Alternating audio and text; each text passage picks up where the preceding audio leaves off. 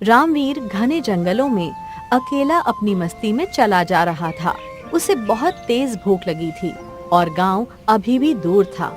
तभी उसकी नजर एक स्वच्छ और ठंडे जल से भरे तालाब पर पड़ी। अरे वाह, ये तो मेरे मन की मुराद पूरी हो गई। बहुत तेजी से भूख लगी थी और गांव का रास्ता अभी बहुत दूर है।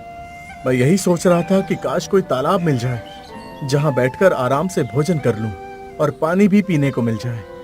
इतना कहकर रामवीर दौड़ता हुआ तालाब के पास पहुंच गया और अपनी पोटली से रोटी निकालकर खाने लगा। उसने अभी पहला निवाला ही खाया था कि किसी युवक की आवाज उसके कानों में टकराई। अरे भैया, अकेले बैठकर खा रहे हो? मुझे भी बहुत जोर से भूख लगी है। क्या तुम अपना भोजन आधा आधा बांट सकते हो? रामवीर ने सामने देखा। लगता है तुम भी यात्री हो और भूखे भी लगते हो। हाँ, मेरा नाम काशी है। रामवीर के पास 2 रोटियां थीं। वो एक रोटी काशी को देते हुए बोला, मेरी माँ कहा करती थी कि बांट के खाने से भोजन बड़ा ही स्वादिष्ट हो जाता है और बांटने वाले की किस्मत में और भी बढ़त आती है। तुम्हारी माँ तो बहुत अच्छे विचार की हैं। काश मेरे भी माता पिता जीवित होते तो मुझे भी ऐसी ही बातें सीखने को मिलती। क्या तुम्हारे माता पिता नहीं है? और तुम आसपास के भी नहीं लगते। कौन हो तुम और कहां से आए हो? भैया, अनाथ हूँ। गांव गांव राज्य राज्य भटकता हूँ। जिस गांव में काम मिल जाता है वही गांव मेरा हो जाता है। जैसे कि अब तुम मिल गए, तुमने मुझे अपना आधा भोजन दे दिया। अगर तुम मुझे अपने घर भी ले जाओगे तो मैं तुम्हारा छोटा भाई भी बन जाऊंगा। बड़े ही मजाकी और मस्खरे किस्म के हो तुम। चलो, तुम्हें अपने घर ले जाऊंगा।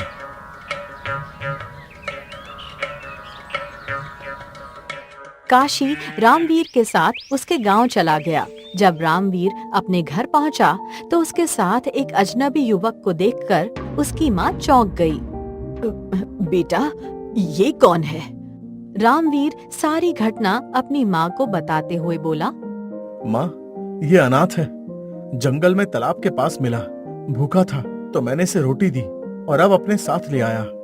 रामवीर की माँ काशी की ओर स्नेह से देखती हुई बोली, बेटा, आज से मैं तुम्हारी भी माँ हूँ। तुम इस घर में रामवीर के छोटे भाई की तरह रह सकते हो, लेकिन तुम्हें भी रामवीर की तरह काम करना होगा और मेहनत से कमाकर मुद्राएं मुझे देनी होगी। समझ गए बेटा? जैसी आपकी इच्छा माताजी। इतना कहकर काशी अपनी बांसुरी निकालकर मधुर स्वर में बजाने लगा। रामवीर की माँ उसे सवालिया नजरों से देखने लगी। मुझे नहीं लगता कि ये यहाँ भी ज्यादा दिन टिकेगा। ये बड़ा ही घुमक्कड़, हंसमुख और मस्खरे अंदाज का है।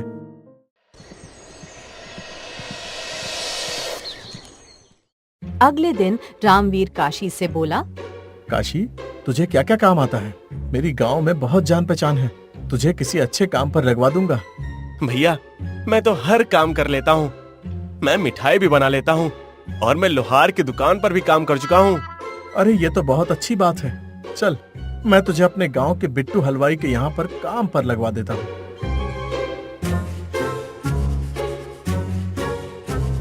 रामवीर काशी को लेकर बिट्टू हलवाई की दुकान पर पहुँच गया।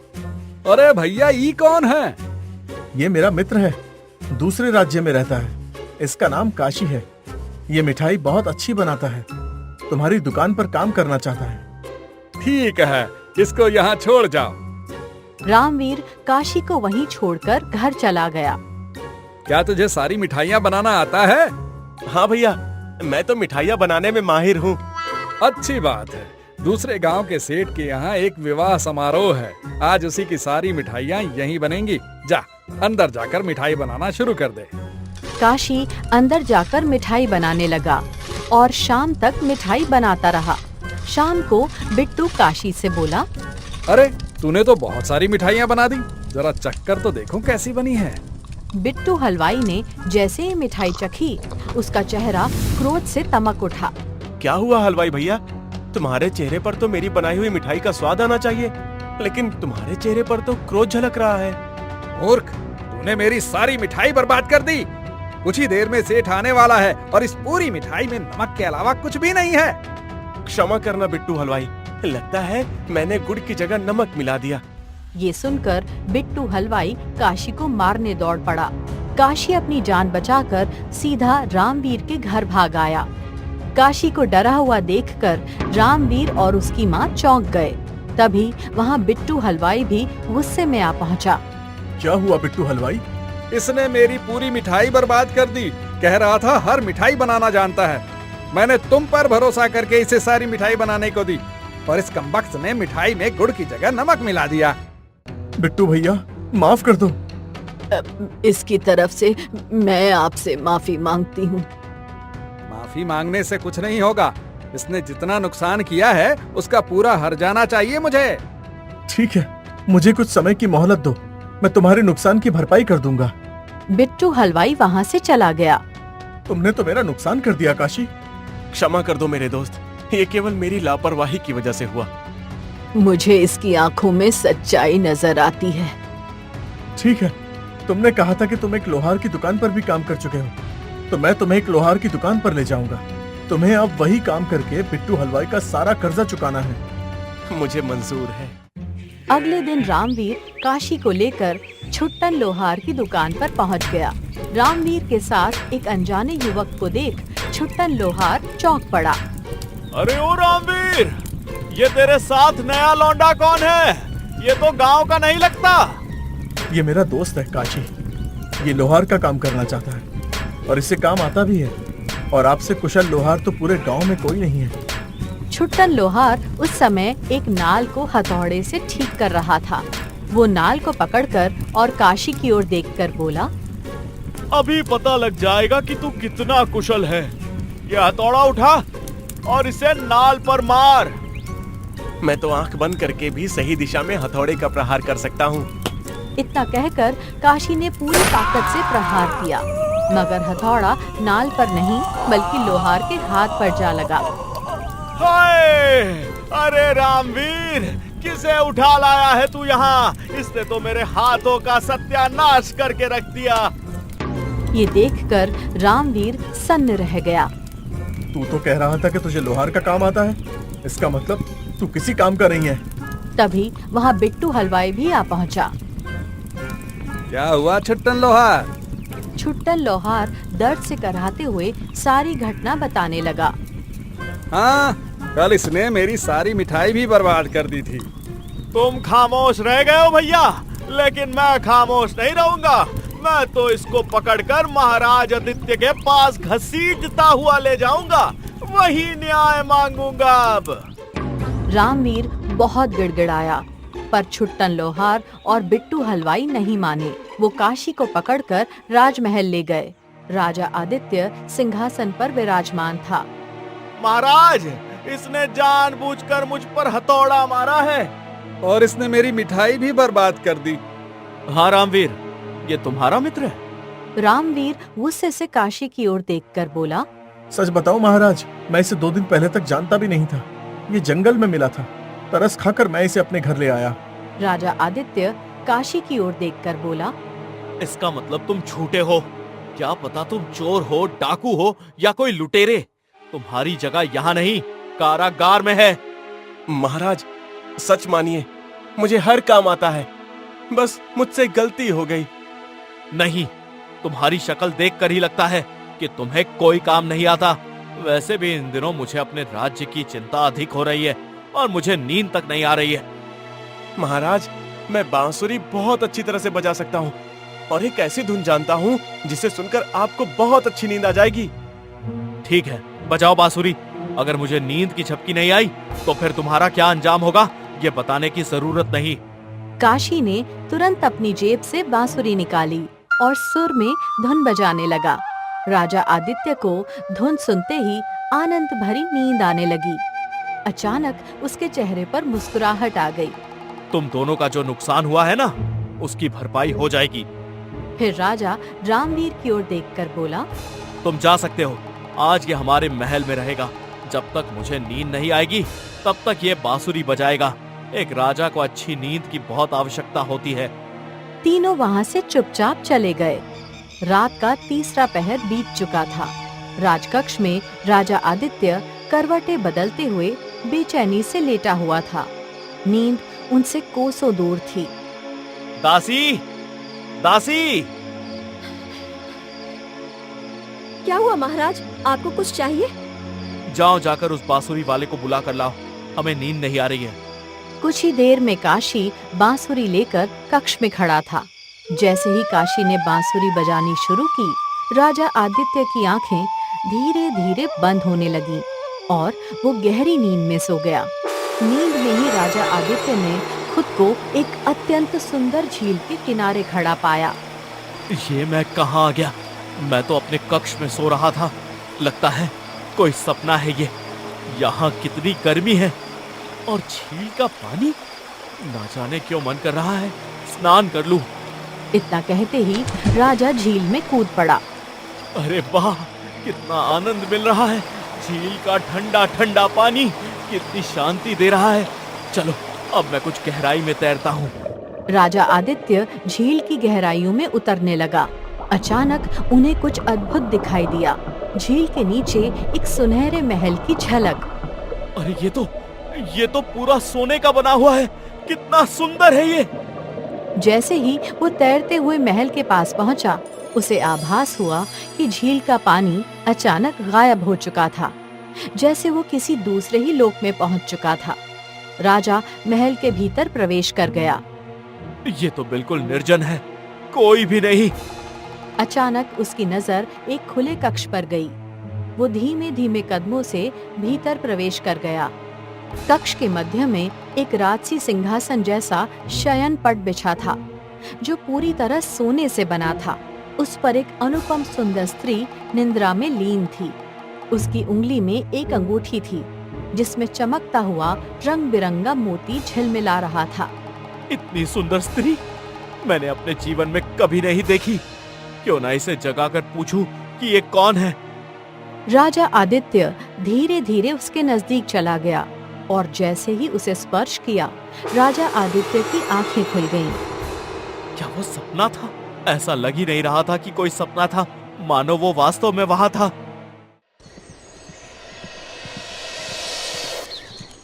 सारा दिन राजा उसी रहस्यमयी सुंदर स्त्री के विषय में सोचता रहा।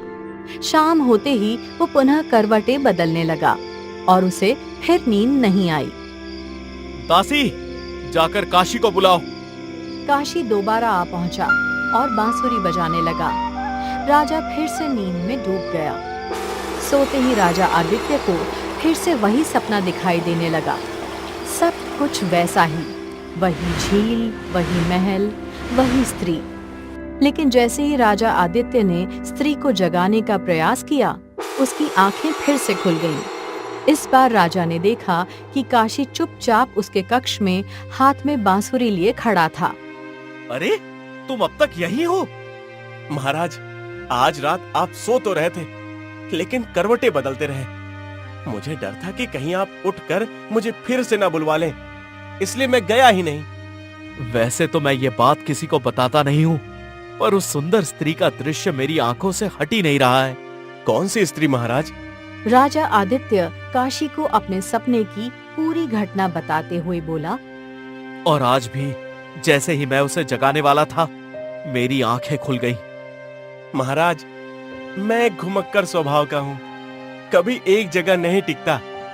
मैंने सुना है प्रयाग के आगे प्रतापगढ़ राज्य में एक झील है, जहाँ ऐसी ही दंत कथाएं प्रचलित हैं कि झील के भीतर एक सोने का जादुई महल स्थित है। मैंने तो कभी नहीं सुनी ये कथा, पर क्या तुम दावे के साथ कह सकते हो कि वो झील वास्तव में अस्तित्व में है? हाँ महाराज, मैंने वहाँ समय बिताया है। वहाँ के लोगों का पूर्ण विश्वास है उस झील पर। तो क्या तुम मेरा एक छोटा सा काम करोगे? आज्ञा दीजिए महाराज। क्या तुम जाकर इस बात की जांच कर सकते हो? आपने मेरी बांसुरी की धुन से मेरी जान बख्शी, इतना तो मैं आपके लिए कर ही सकता हूँ। राजा आदित्य के चेहरे पर हल्की सी मुस्कान आ गई। अगर उस झील में वास्तव में कोई चमत्कारी महल है, तो वो स्वप्न सुंदरी भी अवश्य वहां होगी। अगर वो दिखाई दे तो तुरंत मुझे आकर सूचित करना। मैं स्वयं उसका नाम जानने के लिए झील में उतरूंगा। इतना कहकर राजा एक सैनिक को बुलाते हुए बोला। जहां भी काशी जाए, तुम इसके साथ रहोगे और काशी पर नजर रखोगे। काशी, क्षमा करना, क्या पता तुम झील के बहाने कहीं और निकल जाओ। महाराज, आप मुझ पर भरोसा कर सकते हैं, पर यदि आप सैनिक साथ भेजना चाहते हैं तो मुझे कोई आपत्ति नहीं। कुछ देर बाद काशी और सैनिक घोड़े पर सवार होकर प्रतापगढ़ की ओर प्रस्थान कर गया। प्रतापगढ़ की सीमा पर पहुंचते ही सैनिक ने काशी से बोला, क्या तुम वास्तव में सच बोल रहे हो? क्या झील के अंदर कोई जादुई महल हो सकता है? मैंने केवल दंत कथाएं सुनी है, अब इसमें कितनी सच्चाई है ये तो झील के अंदर जाकर ही पता लगेगा। मैं तो केवल महाराज की सहायता करना चाहता हूँ। कुछ घंटों बाद वो दोनों प्रतापगढ़ के घने जंगलों में खड़े हुए थे। उनके सामने एक सुंदर सी झील थी। काशी ने बिना देर किए झील में छलांग लगा दी। कुछ देर बाद झील की गहराई में काशी को एक सोने का महल नजर आया। इसका मतलब महाराज का सपना सत्य था और यहाँ के लोगों की दंत कथाएं भी सच हैं। काशी उस महल की ओर तैरने लगा। महल के पास जाते ही उसे महसूस हुआ कि वहाँ पानी गायब हो चुका था, मानो वो किसी और ही संसार में पहुँच गया हो। काशी ने महल के अंदर प्रवेश किया। तभी उसके कानों में एक मधुर आवाज गूंजी। कौन हो तुम? काशी ने पीछे मुड़कर देखा। मैं तो झील के अंदर तैरने आया था, मुझे नहीं पता था कि इसके भीतर कोई महल है। जब मैंने इसे देखा तो खुद को रोक नहीं पाया। मेरा नाम रूप सुंदरी है। आज तक इस झील के नीचे बने महल में कोई मानव नहीं आया, तुम पहले हो। लेकिन इस महल में मुझे तो कोई और दिखाई नहीं दे रहा। क्या तुम यहाँ अकेली रहती हो? हाँ, मैं इस महल में अकेली रहती हूँ। तुम्हारे माता पिता, भाई बहन, रिश्तेदार कोई भी नहीं? देखने में तो तुम मुझे एक मानव ही लग रही हो। हाँ, मैं एक मानव ही हूँ। बस समझ लो कि मेरे ऊपर एक श्राप है। उसी श्राप की वजह से मैं इस महल के अंदर एक तरह से कैद हूँ, चाहकर भी बाहर नहीं जा सकती। तो फिर मुझे बताओ, वो तुम्हारे ऊपर कैसा श्राप है? ये मैं तुम्हें नहीं बता सकती। ये मैं केवल उसी को बता सकती हूँ जो ये सब जाने बिना मुझसे विवाह करे और मेरा पति बने। और तुम श्राप से मुक्त कैसे हो सकती हो? श्राप से मुक्ति का मार्ग भी मैं चाहकर भी किसी और को नहीं बता सकती, केवल अपने होने वाले पति को ही बता सकती हूँ। इतने वर्षों के बाद कोई मानव यहाँ आया है, ये मेरे लिए किसी चमत्कार से कम नहीं है, वरना मुझे लगता था कि मेरा सारा जीवन ऐसे ही कट जाएगा। काशी महल से जाने लगा। क्या तुम कुछ दिन महल में नहीं रुक सकते? चिंता मत कीजिए, मेरे जाने के बाद एक और मनुष्य यहाँ अवश्य आएगा जो आपके प्रेम में पागल हो चुका है। इतना कहकर काशी वहाँ से चला गया और झील के बाहर आ गया। सैनिक उसका इंतजार कर रहा था। क्या वास्तव में झील के अंदर कोई सुंदर सोने का महल मौजूद है? ये बात तो मैं महाराज आदित्य को ही बताऊंगा। काशी सैनिक के साथ महल की ओर चल पड़ा, जहाँ राजा आदित्य बेसब्री से उसका इंतजार कर रहा था। क्या तुम्हें रास्ते में झील के भीतर कोई महल मिला? जी महाराज, और वहाँ एक सुंदरी भी मिली जो उस महल में अकेली रहती है। क्या उस सुंदरी ने अपने हाथ में कोई अंगूठी पहनी थी जिसमें रंग बिरंगी किरणों से जड़ा मोती था? हाँ महाराज, बिल्कुल वही अंगूठी थी। बड़ी विचित्र बात है। इसका मतलब वही रूप सुंदरी नाम की सुंदर स्त्री मेरे स्वप्नों में आती थी, लेकिन वो मेरे स्वप्न में क्यों आई? महाराज, हो सकता है कि नियति ने आपके द्वारा ही उसे श्राप से मुक्त होना लिखा हो। तुम सही कह रहे हो। अब मुझे कोई फर्क नहीं पड़ता कि उस पर क्या श्राप है। मैं तो उसी से विवाह करूंगा, नहीं तो कभी नहीं करूंगा। राजा आदित्य काशी के साथ तुरंत उस झील की ओर चल दिया और कुछ घंटों के बाद वो झील के किनारे पर खड़ा था। अब आगे क्या करना है बताओ? कुछ नहीं, बस थोड़ी देर बाद आपको वही स्वर्ण महल दिखाई देगा। इतना कहकर काशी झील में कूद गया और राजा आदित्य भी पीछे पीछे कूद गया। झील की गहराई में उतरते हुए राजा को वो महल दिखाई देने लगा। इसका मतलब काशी का एक एक शब्द सत्य था, और जैसे ही मैं पास आया पानी गायब हो गया, बिल्कुल स्वप्न की तरह। महाराज आइए, मेरे साथ भीतर चलिए। रूप सुंदरी इसी महल में अकेली रहती हैं। राजा आदित्य और काशी महल के भीतर प्रवेश कर गए। भीतर रूप सुंदरी सोने के सिंहासन जैसे बिस्तर पर बैठी हुई थी। रूप सुंदरी काशी की ओर देखकर बोली, तुम तो वही हो जो पहले यहाँ आए थे। और मैंने कहा था ना, मेरे बाद एक और मनुष्य आएगा, यही है वो। केशव नगर के राजा आदित्य, जो 2 दिन से आपको स्वप्न में देख रहे हैं। मैंने तुम्हें स्वप्न में देखा था और स्वप्न में ही तुमसे प्रेम कर बैठा। मैं तुमसे विवाह करना चाहता हूँ। ये सुनकर रूप सुंदरी चौंक गई और अचानक उदास होकर बोली, पर मुझ पर एक श्राप है। मुझे कोई फर्क नहीं पड़ता कि तुम्हारे ऊपर कौन सा श्राप है, मैं बस तुमसे विवाह करना चाहता हूँ। इतना कहकर राजा आदित्य ने अपने हाथ से सिंदूर उठाया और रूप सुंदरी की मांग में भर दिया। अब तो तुम मेरी पत्नी हो और मैं तुम्हारा पति। अब तो तुम मुझे बता सकती हो ना कि तुम्हारे ऊपर क्या श्राप है। आपने तो मुझे श्राप से मुक्त कर दिया है। मैं कुछ समझा नहीं। अब मैं आपको सच बताऊंगी। मुझे आदेश दिया गया था कि यदि मैंने अपने पति के अलावा किसी भी मनुष्य को सच्चाई बताई तो मैं कभी इस श्राप से बाहर नहीं निकल पाऊंगी। मैं प्रतापगढ़ के राजा भैरव की पुत्री रूप सुंदरी हूँ। Flashback story. एक दिन रूप सुंदरी झील के किनारे खड़ी थी और उसकी दासी भी साथ में थी। तुम भी ना कहानियों पर भरोसा करती हो। मुझे लगता है यहाँ के लोगों के मन में भ्रम है कि झील के अंदर कोई महल है। मुझे तो यहाँ सिर्फ शांति दिखाई दे रही है। नहीं राजकुमारी, कहते हैं इस झील में झील देवता का वास है। वही प्रतापगढ़ की रक्षा करते हैं। उनके लिए ही इस झील के भीतर एक सोने का महल बना है। रूप सुंदरी की नजर झील के किनारे तैरती हुई एक सुंदर बत्तख पर पड़ी। ये बतख तो बहुत सुंदर लग रही है। क्यों ना मैं इसका शिकार कर लूं? राजकुमारी, झील के किनारे शिकार करना मना है। मुझे पहली बार किसी जानवर का शिकार करने का मन कर रहा है। रूप सुंदरी ने तीर चला दिया और बत्तख घायल होकर झील में डूबने लगी। मैंने पहली बार किसी जानवर को मारा है और वो भी पानी में डूब रहा है। मैं इसे पिताजी को दिखाऊंगी। इतना कहकर रूप सुंदरी झील में कूद गई। थोड़ी देर में उसने देखा कि झील के भीतर एक भव्य सोने का महल था। झील के अंदर का महल? इसका मतलब नगरवासियों की दंत कथाएं सही थी। वो महल के अंदर चली गई, जहाँ पानी का कोई असर नहीं था। तभी किसी के करहाने की आवाज उसके कानों में गूंजने लगी। ये आवाज कैसी है? कौन है यहाँ? वो दौड़ती हुई एक कक्ष में पहुँची, जहाँ एक सुंदर पुरुष घायल अवस्था में बैठा हुआ था। मैं बतख के रूप में झील में विचरण कर रहा था। तुमने मुझे मनुष्यों का तीर मारकर घायल कर दिया। अब मैं अधिक देर तक अपने असली रूप में नहीं रह पाऊंगा। मैं तुम्हें श्राप देता हूँ। तुम इस महल से कभी बाहर नहीं निकल पाओगी। इतना कहकर वो पुरुष एक अंगूठी में बदल गया, जिसमें बीच में एक कीमती मोती जड़ा हुआ था। ये क्या हो गया? मुझे कुछ समझ नहीं आ रहा। रूप सुंदरी बाहर की ओर भागने लगी, लेकिन महल के द्वार बंद हो गए। तभी रंग बिरंगी किरणों के बीच एक दूसरा सुंदर पुरुष वहां प्रकट हो गया। मेरा पुत्र नादान था जो तुम्हें श्राप दे बैठा। मैं इस झील का देवता हूँ और ये मेरा महल है। मुझसे जो हुआ अनजाने में हुआ। श्राप तो वापस नहीं लिया जा सकता। ये अंगूठी फिर से पहन लो।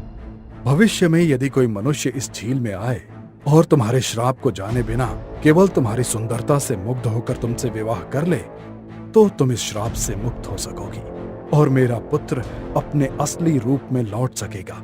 लेकिन याद रखना, विवाह से पहले अगर तुम किसी को इस श्राप के बारे में बता दोगी तो फिर कभी इस महल से बाहर नहीं जा पाओगी। और यदि कोई मनुष्य तुम्हारे श्राप को जाने बगैर तुमसे विवाह कर ले, तब तुम इस अंगूठी को अपनी उंगली से निकालकर महल की सोने की दीवार को स्पर्श करा देना। मेरा पुत्र मुक्त हो जाएगा और तुम भी। इतना कहकर झील देवता वहां से गायब हो गया। तो फिर तुम्हें इस विचित्र अंगूठी को तुरंत महल की दीवार पर स्पर्श कर देना चाहिए, ताकि झील देवता को भी मुक्ति मिल जाए और वो अपने असली रूप में लौट आए। हाँ, अब समय आ गया है। रूप सुंदरी अंगूठी को उतारकर महल की दीवार से स्पर्श करने ही वाली थी कि तभी काशी बिजली की गति से आया और उसके हाथ से अंगूठी छीन ली। काशी, ये क्या कर रहे हो? रुको, तुम ये क्या कर रहे हो? लेकिन काशी हंसने लगा। मूर्ख राजा, इसी अंगूठी को पाने के लिए ही तो मैंने ये पूरा खेल रचा था। क्या मतलब है तुम्हारा?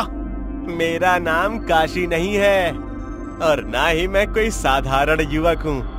मैं प्रतापगढ़ का प्रसिद्ध जादूगर काल भैरव हूँ। मैं सदियों से इस झील की देवता के पुत्र की बलि चाहता था, लेकिन उसे कभी पकड़ नहीं सका। जब मैंने देखा कि रूप सुंदरी ने उसे घायल किया और वो खुद श्रापवश अंगूठी बन गया, तभी मुझे अवसर दिखा। मैं जानता था ये अंगूठी ही उसकी आत्मा है। मैंने काशी का रूप लिया। पहले रामवीर को मूर्ख बनाया, मिठाई खराब की, लोहार पर हमला करवाया। मुझे पता था कि वो मुझे राजा के पास जरूर ले जाएंगे। और फिर मैंने अपनी बांसुरी की धुन से राजा आदित्य को तुम्हारा सपना दिखाया, ताकि वो तुम्हारी सुंदरता पर मोहित होकर तुम्हें ढूंढे और फिर तुम्हें श्राप से मुक्त करे। राजा स्तब्ध खड़ा था, पर तभी जादूगर एक और रूप में परिवर्तित हो गया। अब मैं इस अंगूठी को अपनी गुफा में ले जाकर इसे जीवित देवपुत्र में बदल दूंगा और उसकी बलि लेकर अमर हो जाऊंगा। परंतु तभी महल के बीचों बीच तेज प्रकाश प्रकट हुआ। ठहर जा दुष्ट, अब तो नहीं बचेगा। कौन है? मुझे देखकर नहीं पहचाना? मैं हूँ इस झील का देवता, इस महल का रक्षक और उस पुत्र का पिता, जिसकी आत्मा को तू कैद करना चाहता है। तो तू भी बाहर आ ही गया, लेकिन अब बहुत देर हो चुकी है। एक बात तू भूल गया काल भैरव। तुझे मालूम था कि इस झील के भीतर एक महल है, पर तू ये नहीं जानता कि ये महल दूसरे संसार में है। हैं? क्या मतलब है तुम्हारा? मूर्ख, जल के भीतर अक्सर दूसरे संसारों के अदृश्य द्वार होते हैं। ये महल तुम्हारी दुनिया और एक गुप्त लोक के बीच स्थित है, इसलिए तुम्हारा कोई भी जादू इस संसार पर असर नहीं कर सकता। और अब मैं तुझे इस संसार से मिटा दूंगा। झील देवता ने अपने हाथ उठाए। जल के भीतर से एक तेज जल घेरा उठा और काल भैरव को चारों ओर से घेर लिया। वो चीखता रहा, लेकिन अगले ही पल वो जल में समा गया। उसके जल में समाते ही अंगूठी रूप सुंदरी के हाथों में आ गई। रूप सुंदरी ने अंगूठी को दीवार से स्पर्श कर दिया और सुंदर युवक यानी झील का पुत्र प्रकट हो गया। मेरे पुत्र, तुम्हें मुक्ति मिल गई। अब चलो रूप सुंदरी, तुम्हारा असली घर अब मेरा राज्य है। राजा आदित्य और रूप सुंदरी विवाह करके महल लौट आए। राजा ने प्रतापगढ़ के दूत भेजकर रूप सुंदरी के पिता को बुलवा लिया। एक पिता ने अपनी खोई हुई बेटी को पाया और एक रानी ने अपना अभिशाप खो दिया।